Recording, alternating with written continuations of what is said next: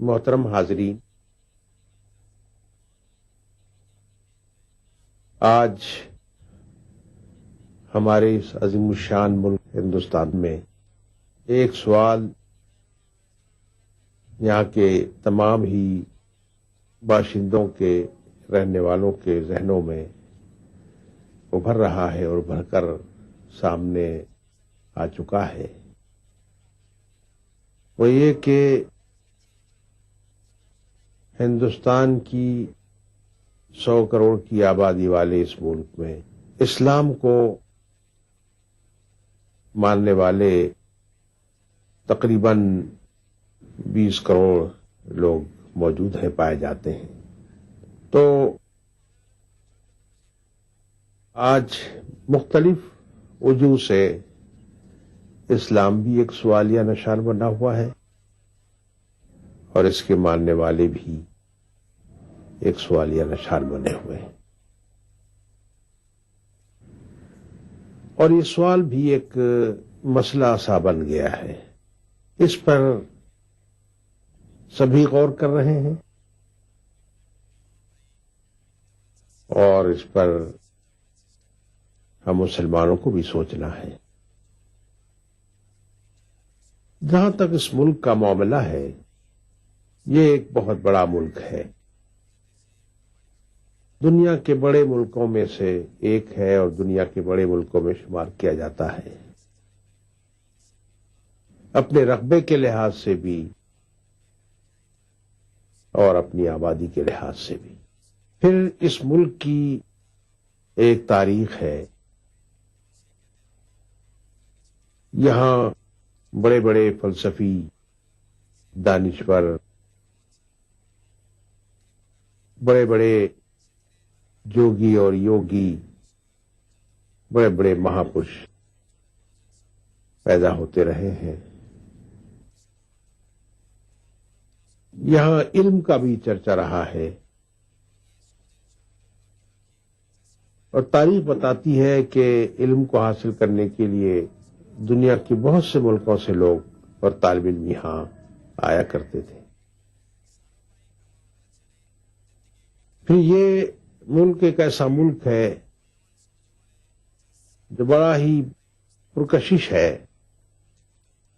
ہمیشہ ہر دور میں مختلف قومیں اور مختلف نسلیں اور مختلف قوتیں باہر سے آتی رہی ہیں۔ ذرا کبھی تو یہاں کے قدیم باشندے پورے ہندوستان میں تھے، تو پھر ایک دور آریاؤں کا آیا اور سلسلہ برابر جاری رہا آنے والوں کا۔ پھر مذہب اور مذاہب کا جہاں تک معاملہ ہے،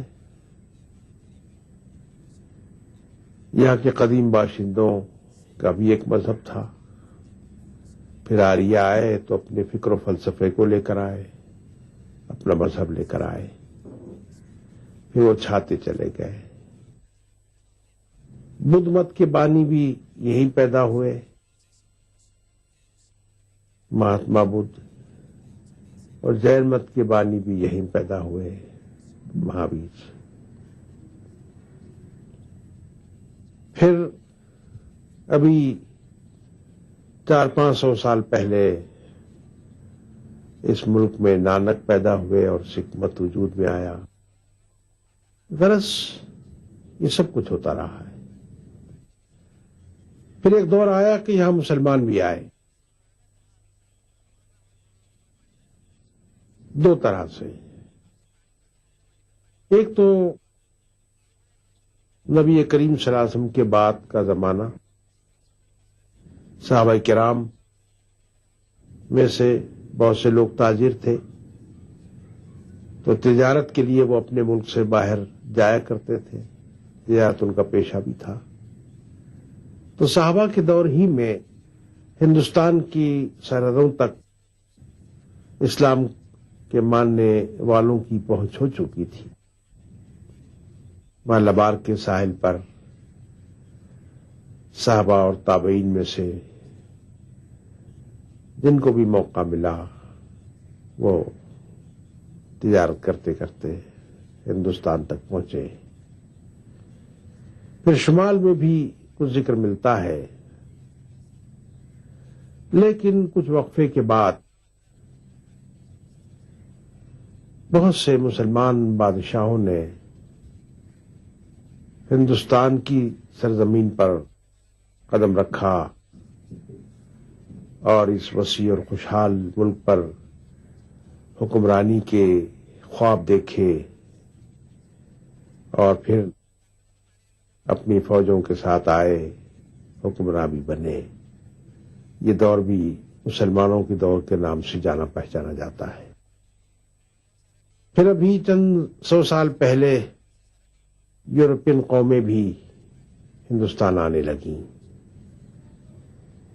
فرانسیسی آئے، ڈچ آئے، انگریز آئے، اور پھر انگریز بھی اس ملک پر تجارت کرتے کرتے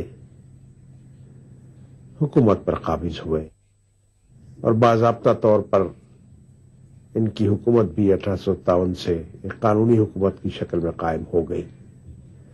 براہ راست برطانیہ کے شہنشاہ ہند کہلانے لگے.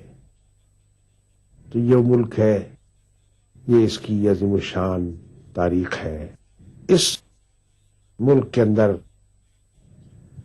مسلمان بھی ہیں جن کی تعداد آج تقریباً 20 کروڑ کی ہے. ابھی 1947 میں یہ ملک آزاد بھی ہوا، انگریزوں کی غلامی سے، اور تقسیم ہو کر کے آزاد ہوا. مشرق اور مغرب میں جو صوبے مسلمانوں کی اکثریت کے تھے وہ پاکستان کے نام سے الگ ملک کی شکل میں بن گئے. یہ بھی ایک دور تھا جو گزرا. لیکن آزادی اور تقسیم کے بعد ہندوستان کے اندر ہندوستانی مسلمانوں کے سلسلے میں جو جذبات ابھرے اور ان کے سلسلے میں جو فضا بنی، وہ فضا بہرحال اس ملک کے لیے ایک اچھی فضا نہیں تھی، اور اچھی فضا اس کو نہیں کہا جا سکتا. تفصیلات میں گئے بغیر میں صرف اس وقت یہ کہنا چاہتا ہوں کہ اگرچہ کہ ہندوستان کی آزادی کے بعد ہندوستان کے رہنماؤں نے اس ملک میں رہنے والے سارے لوگوں کے لیے دستور کی زبان میں یہ بات مانی اور تسلیم کی کہ ہندوستان میں رہنے والے ہر باشندے کا ہندوستان پر حق ہے، اور وہ ہندوستانی ہے، چاہے اس کا عقیدہ اور مذہب کچھ ہی کیوں نہ ہو. اور دستور بھی بنا تو اس دستور نے اپنے دستوری زبان میں اس حقیقت کا اعلان کیا. لیکن ہندوستان کے آزادی اور تقسیم ہو کر آزاد ہونے کے عمل نے اس ملک کے عوام میں جو ہندو اور مسلمانوں پر مشتمل تھے تلخی، تعصب اور ایک نفرت سی پیدا کر دی، اور تاریخ کا ایک عظیم خون خرابہ یہاں ہوا تقسیم کے فوری بعد، ادھر بھی اور ادھر بھی، ہندوستان میں بھی اور پاکستان میں بھی. جو بڑا ہی دردناک حادثہ تھا، بڑا ہی خونین حادثہ تھا جو ہوا. اس پر آنے والی نسلیں بھی یقیناً افسوس کریں گی. اور آج جبکہ ہندوستان کو آزاد ہونے کے بعد، ہندوستان کی آزادی کے بعد 2 نسلیں سامنے آ چکی ہیں، لیکن اس کے اثرات سے بھی ہندوستان آزاد نہیں ہو سکا ہے. تو اس بات کی ضرورت ہے کہ ان باتوں پر سنجیدگی کے ساتھ، ٹھنڈے دل کے ساتھ غور کیا جائے، اور یہ غور کرنا ہندوستانی عوام کے لیے بہت ضروری ہے، چاہے وہ ہندو ہوں، مسلمان ہوں، سکھ ہوں، عیسائی ہوں، پارسی ہوں. میں اپنی گفتگو کو محدود رکھنا چاہتا ہوں اس وقت، اور اس وقت میں زیادہ تفصیل میں جانے کا موقع بھی نہیں ہے. کہ جہاں تک مسلمانوں کا معاملہ ہے، مسلمان اس ملک میں اب تقریباً 20 کروڑ کی تعداد میں رہتے ہیں. یہ ہر لحاظ سے ہندوستانی ہے. ہندوستان کو انہوں نے اپنا وطن مانا ہے. ہندوستان کو یہ اپنا وطن سمجھتے ہیں. اپنے وطن سے انہیں محبت ہے. یہ جس دین کو مانتے ہیں اس کا نام اسلام ہے. اسلام تو ان کے ساتھ آیا. یہ اس پر ایمان بھی رکھتے ہیں، لیکن بہرحال بڑے افسوس کی بات ہے کہ اس پر ایمان تو رکھتے ہیں لیکن اس کو پوری طرح سے جانتے نہیں ہیں. ان کی بہت بڑی اکثریت، الا ماشاء اللہ، بہت بڑی اکثریت اسلام کو خدا کا دین تو مانتے ہیں، لیکن یہ خدا کا دین دنیا میں کس لیے آیا، اور ہم مسلمان ہیں اس کو ماننے کی وجہ سے تو کیوں مسلمان ہیں، اور مسلمان ہونے کی حیثیت سے ہمارا فریضہ کیا ہے، ہماری ذمہ داری کیا ہے، اس کے بارے میں ان کی بے خبری عام ہے. اور اس کے شعور سے بھی الا ماشاء اللہ بحثیت ملت، بحثیت مجموعی ہم خالی ہیں. اور ہمارے اسلام کو ماننے والے جو بادشاہ باہر سے آئے تھے، ان کے سامنے بھی یہ نہیں تھا کہ اسلام خدا کا دین ہے، ایک پیغام ہے، اس پیغام کو اس ملک کے عوام تک پہنچانا ہے، یہ ہماری ذمہ داری ہے. اس فریض حیات سے اور اس کے شعور سے وہ بھی خالی تھے. صرف حکومت کا شوق تھا، اقتدار کا شوق تھا، سلطنتوں کو وسیع کرنے اور پھیلانے، اپنے حدود سلطنت کو بڑھانے کا شوق تھا. اسی شوق میں یہ آتے رہے، مختلف ادوار میں بستے چلے گئے، واپس نہیں گئے، بستے چلے گئے، اور ایک اس کا یہاں کا حصہ بن گئے. تو اسلام ہندوستان میں بالعموم پہنچایا نہیں گیا، پہچانا نہیں گیا، اور اس کو پہنچایا بھی نہیں گیا. اور آج تک اسلام کی حیثیت اس ملک میں ایک بند لفافے کی ہے تو صحیح، لیکن کیا ہے ہم نہیں جانتے. ماننے والے بھی کم ہی جانتے ہیں، اور نہ ماننے والے تو جانتے ہی نہیں، اس لیے کہ انہیں کسی نے بتایا بھی نہیں. کچھ اللہ والے ضرور آئے اور انہوں نے اس بات کی کوشش کی کہ خدا کے پیغام کو خدا کے بندوں تک پہنچائیں. ان کی پاکیزہ سیرتیں اور شخصیتیں، ان کی کوششوں سے جن تک بھی خدا کا پیغام پہنچ سکا، انہوں نے اس کو مانا بھی. آج انہیں کی یہ اولاد ہے جو اتنی بڑی تعداد میں یہاں پائی جاتی ہے، لیکن ابھی وہی بے خبری عام ہے. تو ہندوستان میں 20 کروڑ مسلمان ہیں، لیکن ان کا فریض حیات کیا ہے، ان کا مقصد حیات کیا ہے، اور انہیں کرنا کیا چاہیے، اس فکر سے بھی خالی ہے، اس شعور سے بھی خالی ہے. ان کے مسائل بھی روٹی کپڑا اور مکان ہی کے مسائل ہیں. البتہ یہ احساس بھی ہے کہ ہم ایک امت ہیں، ہم ایک ملت ہیں، اور طویل عرصے سے ہماری ایک تہذیب بنی ہے، ہمارا ایک تمدن ہے، ایک ہماری جو تمدنی اور تہذیبی زندگی وجود میں آئی ہے، اس سے ہمیں پیار ہے، اس کو ہم سینے سے لگائے ہوئے ہیں. بس اسی کو اسلام سمجھتے ہیں اور چاہتے ہیں کہ یہ باقی رہے. لیکن اسلام کا پیغام کیا ہے اور اسلام پر ایمان نے کیا ذمہ داری ہم پر ڈالی ہے، اس کا شعور بہت کمی ہے، جس کی وجہ سے ہندوستان کی مسلم سوسائٹی صحیح معنی میں اسلام کی نمائندہ سوسائٹی نہیں بن سکی اور نہ ہے. پھر یہاں رہتے بستے ہوئے جو مسائل بھی آئے، جس طرح بھی وہ رہے، اس نے بہت سے مسائل کو جنم دیا. اور آج پورے ہندوستان کے لیے بھی یہ مسئلہ ہے، یہ سوال ہے، اور خود مسلمانوں کے لیے بھی. اس پر ٹھنڈے دل کے ساتھ، سنجیدگی کے ساتھ غور کرنا چاہیے. میرا خیال یہ ہے، میرا نقطہ نظر یہ ہے کہ سب سے زیادہ مسلمانوں کو غور کرنے کی ضرورت ہے، اپنی حیثیت کی پہچان کی ضرورت ہے، اپنے مقصد کو پہچاننے کی ضرورت ہے، اپنی ذمہ داریوں کو پہچاننے کی ضرورت ہے، اور موجودہ مسلم سماج کو اور مسلم سوسائٹی اور معاشرے کو اسلام کا ایک نمائندہ معاشرہ اور سماج بنانے کی ضرورت ہے۔ کتنے ہی مسائل ہماری غیر اسلامی زندگی نے پیدا کیے ہیں، ہمیں اس حقیقت کو سمجھنا ہوگا۔ پھر ہماری غیر اسلامی زندگی سے جو مسائل پیدا ہوئے ہیں ان مسائل کو ہم نے اسلامی مسائل سمجھ رکھا ہے۔ غور کرنے کا مقام ہے، غور کرنے کی بات ہے۔ کیا کوئی یہ کہہ سکتا ہے اپنے دل پر ہاتھ رکھ کر کہ ہندوستان میں آج جو فضا پائی جاتی ہے اور مسلمانوں کا جو امیج بنا ہوا ہے، جو تصویر بنی ہوئی ہے، جو تصور پایا جاتا ہے،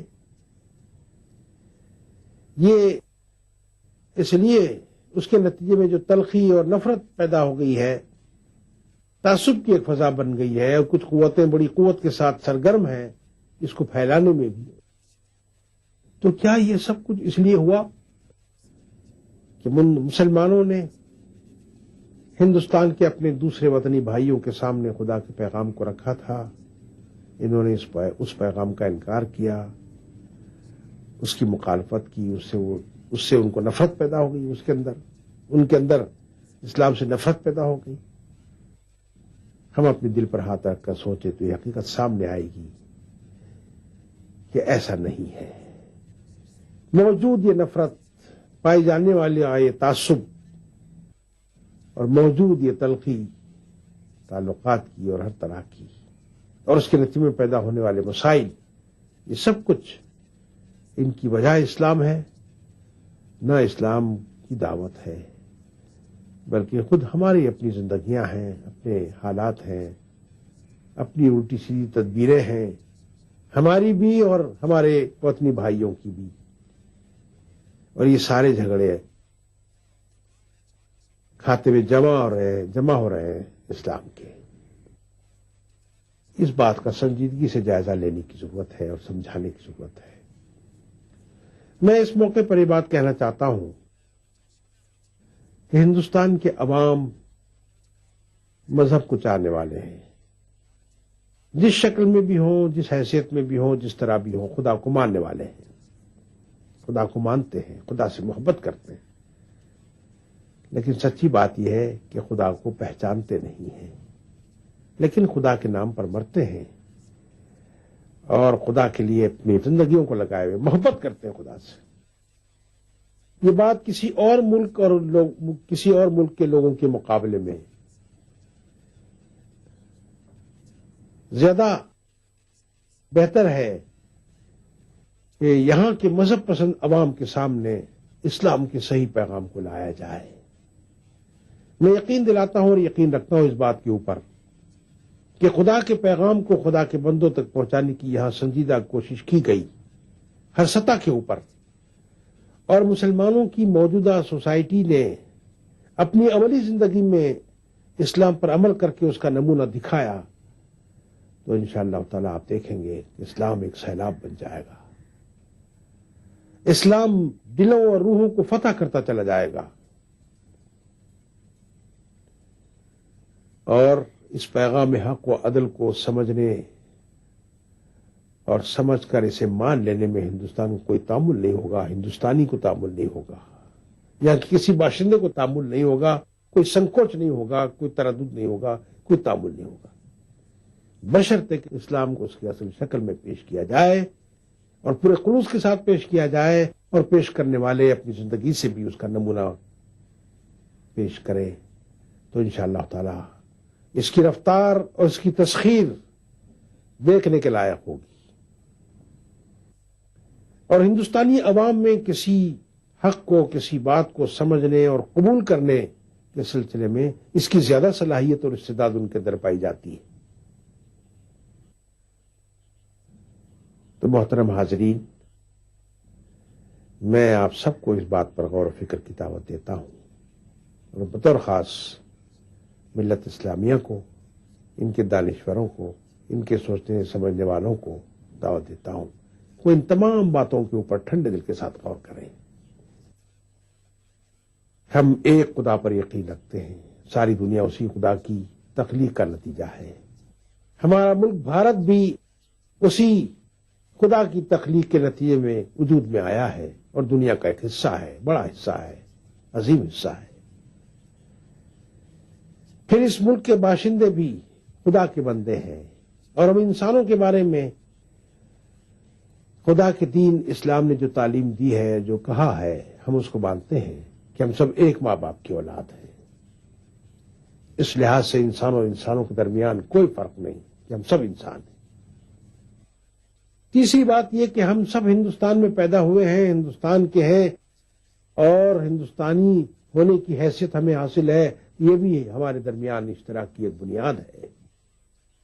اب چوتھی چیز رہ جاتی ہے خیال، فکر، عقیدہ، مذہب، عبادات اور زندگی کا رنگ ڈھنگ اور زندگی کے طور طریق، یہ ہمارے مختلف ہیں۔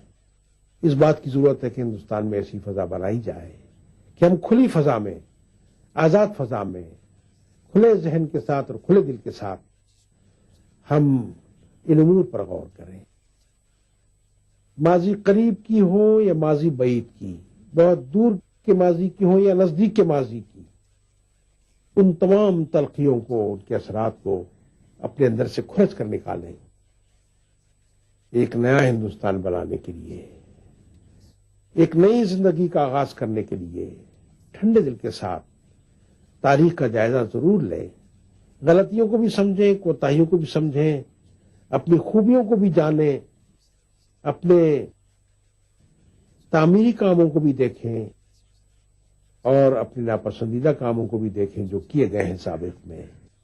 سب کی طرف سے وہ پیڑھیاں، وہ نسلیں گزر گئیں، ہم اس کے ذمہ دار نہیں ہیں، تو ہم سنجیدگی کے ساتھ ٹھنڈے دل کے ساتھ اس پر غور کریں اور جائزہ لیں، تو انشاءاللہ بہت سے حقائق ہمارے سامنے آئیں گے، اور ایک نئی زندگی کے آغاز کے لیے یہ جائزہ، یہ اپنا حساب کتاب انشاءاللہ مفید ہوگا، بشرطے کہ ٹھنڈے دل کے ساتھ یہ جائزہ لیا جائے اور حقیقت پسندی کے ساتھ یہ جائزہ لیا جائے، اور حق اور عدل کا دامن ہاتھ سے نہ چھوڑا جائے، اور نہایت ہی اصولی انداز میں جائزہ لیتے ہوئے اپنی موجودہ زندگی کو، اپنے آنے والی زندگی کو بہتر اور ایک شاندار مستقبل کی تعمیر کے لیے، شاندار مستقبل بنانے کے لیے ضروری ہے کہ ہم بہت کچھ سوچ سکیں گے، بہت سے حقائق واضح ہوں گے، اور ان حقائق کو لیے ہوئے ہم آگے کی طرف قدم بڑھا سکیں گے۔ ایسا ہو تو انشاءاللہ ایک نیا ہندوستان ہوگا، ایک نیا ماحول ہوگا، ایک نئی فضا ہوگی، اور ہم ایک متحد، مضبوط، طاقتور، شکتیشالی ملک بنانے میں کاندھے سے کاندھا ملا کر، قدم سے قدم ملا کر، بھلائیوں کو پروان چڑھانے، بھلائیوں اور اچھائیوں کی قدر کرنے اور ایک اچھی سوسائٹی کے بنانے میں اپنا اپنا حصہ ادا کر سکیں گے۔ اور کتنے ہی آج وہ مسائل جو آج پورے ملک کو گھیرے ہوئے ہیں، جن کا ہم سب شکار ہیں، ان کے حل کے لیے ایک بہتر موقع پہ ہم آئیں گے۔ بہت سے مسائل جو آج پیچیدہ ہیں اور پیچیدہ ہوتے جا رہے ہیں، وہ اس لیے پیچیدہ ہو گئے کہ ان مسائل کو حل کرنے کے لیے ٹھنڈے دل و دماغ کے ساتھ کام کرنے کی ضرورت ہے، اور یہ ہم نہیں کر رہے ہیں۔ دوسرا مسئلہ جو بہت بڑا اہم ہے، وہ ہندوستان کی تعمیر کے لیے بھی کہ ہندوستانی عوام کے اخلاق و کردار کی تعمیر کی جائے، اور کسی ملک اور کسی قوم کی تعمیر اخلاق و کردار کے بغیر نہیں ہو سکتی، اور افسوس کے ساتھ یہ بات کہنی پڑتی ہے کہ ہندوستان نے آزادی کے بعد ہندوستانی رہنماؤں نے اس کی طرف توجہ نہیں دی، بہت کم توجہ دی، نہیں کہتا میں، توجہ ہی نہیں دی، اس کو کوئی قابل ذکر اور قابل غور مسئلہ ہی نہیں سمجھا، جس کا نتیجہ آج اس شکل میں ہم دیکھ رہے ہیں کہ ہماری پوری ملکی اور قومی زندگی بدعنवानियों से और बदकिरदारियों से और बुराइयों से भर गई है और एक हाहाकार मची हुई है। इस अंधेरे से निकलने के लिए, बुराई के इस दायरे से निकलने के लिए, एक बीमार समाज को एक सेहतमंद समाज बनाने के लिए जरूरी है कि वो सारे लोग इकट्ठा हों जो खुदा की हिदायत के मुताबिक रूहानी और अक़दार की बुनियाद पर समाज की तामीर के लिए मिलजुल कर जिद्दोजहद करें। ऐसे सारे लोगों को आज जमा होना होगा, इकट्ठा होना होगा और मिलकर इन मसाइल को हल करने की मिली जुली कोशिश करनी होगी। इसी में हिंदुस्तान का भला है और इसी में हिंदुस्तान की कामयाबी है और इसी तरह हम अपने इस मुल्क को और इस मुल्क के अवाम को गोया कि ताकतवर बना सकते हैं, खुदा आशना बना सकते हैं और हकीकी फलाह और कामयाबी से हम किनार कर सकते हैं। मेरी दुआ है कि अल्लाह ताला हमें एक सेहतमंद फिक्र अता करे और हमें सही तौर से सोचने की तौफीक दे और हमको सीधी राह दिखाए, उस पर चलाए और हमें हकीकी फलाह से हम किनार करे। वाखिर दावाना अनिल हम्दुलिल्लाहि रब्बिल आलमीन।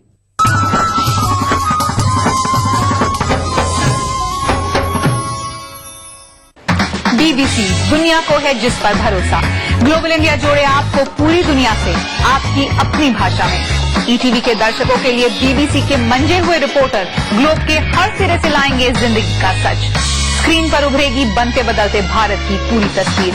संसार भर के सारे समाचार मैं नेहा भटनागर लेकर आऊंगी BBC ग्लोबल इंडिया हर शुक्रवार शाम ETV पर।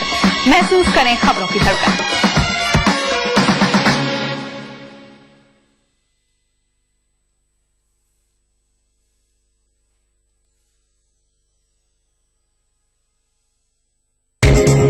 ETV उर्दू पर अगला प्रोग्राम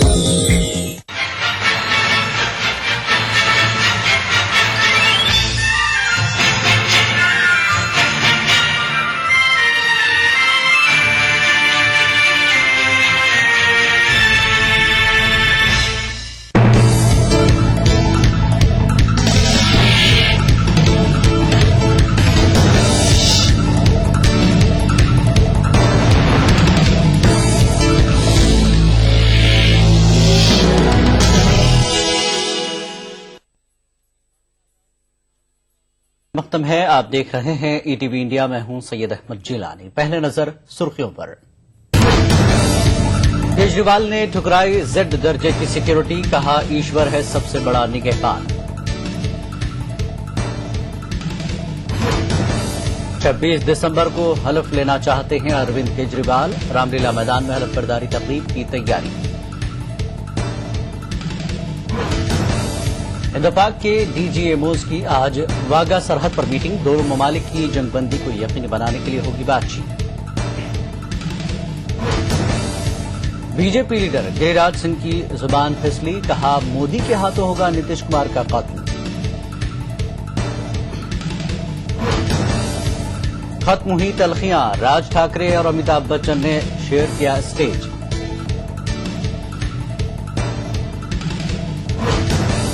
और आवाज के जादूगर मोहम्मद रफी का यौम पैदाइश आज।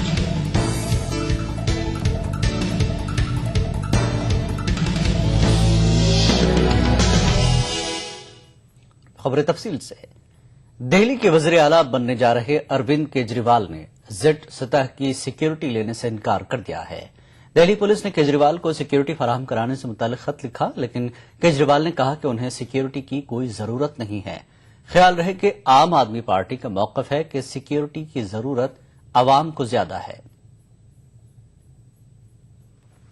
केजरीवाल ने दिल्ली पुलिस की सख्त सिक्योरिटी लेने से ये कहते हुए इनकार कर दिया कि ईश्वर सबसे बड़ी सिक्योरिटी फराहम कराने वाला है। दरअसल दिल्ली के additional commissioner security we Ranganathan ने केजरीवाल को खत लिखकर कहा कि दिल्ली पुलिस दिल्ली के वजीर आला के तौर पर उन्हें सिक्योरिटी फराहम कराती है, जो Z सतह की सिक्योरिटी होती है। दिल्ली पुलिस के हुक्काम के जरिए इरसाल किए गए खत में उन्होंने कहा कि चूंकि अरविंद केजरीवाल दिल्ली के वजीर आला बनने जा रहे हैं, लिहाजा